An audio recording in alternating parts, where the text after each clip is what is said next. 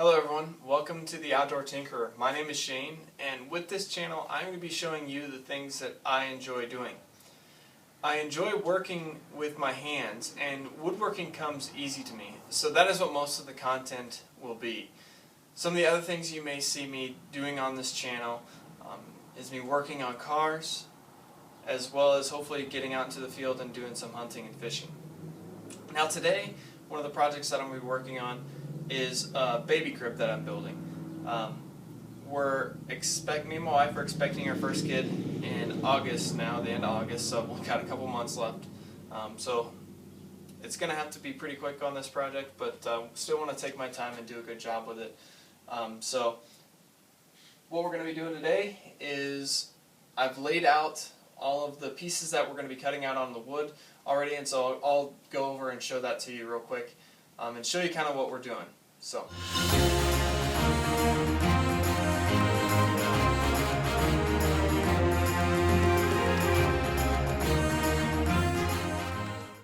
Alright, so this is what we got going on here. Now, what the plan is to do here is I have got all of this red cedar, okay? And so what the idea is that I'll have the red cedar as all the posts and the rails, and then I'll do the slats in the sides of the crib. They're going to be made out of hickory.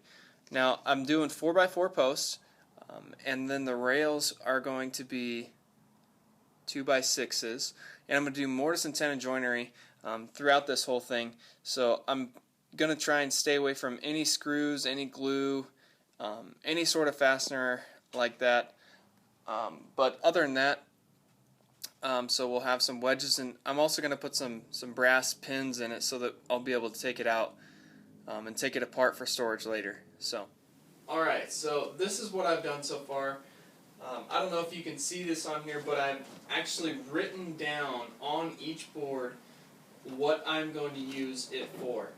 For this particular board itself, I'm only going to use one piece out of it. Now, what I've done is I've roughly measured out the dimensions of the pieces that I'm going to need for each specific part of the crib. And what I've done on here is I've made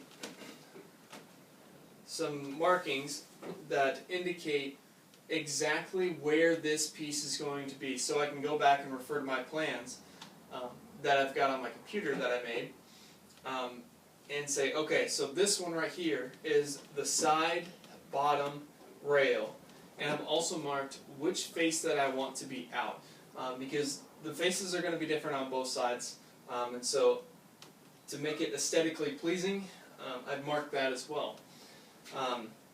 Now, what I've marked so far is just a rough cut, where I'll have to make it just so that I know that I'm going to have enough material for each piece.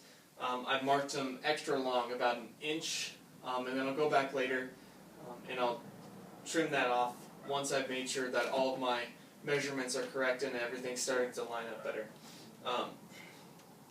So again, that's my suggestion to you, is to, if you're working on a bigger project, make up some plans and use those plans. Don't just write them down and then don't look at them again.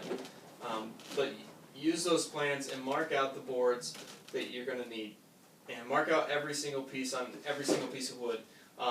So I've done it on this one, and I've done it on every other board too.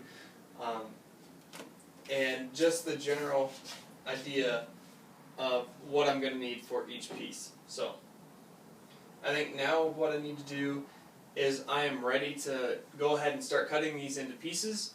And so that's the fun part, is actually getting to start to cut into things and then just go from there. Okay, let's get to it. Ear protection.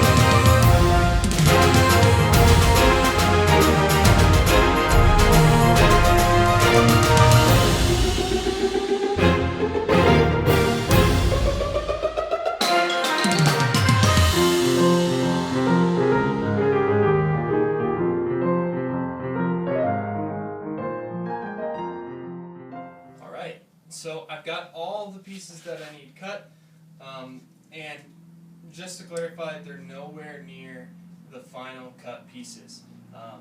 For example, for this board right here, this is going to be the top rail. It's a 2x12 of this red cedar, and what I'm going to do, you probably can't see it on here, but I'm going to mimic the 5.5 inch board of the 2x6, and I'm going to make that as an arch. I'm going to cut out an arch from this here, and then have tenons on the end.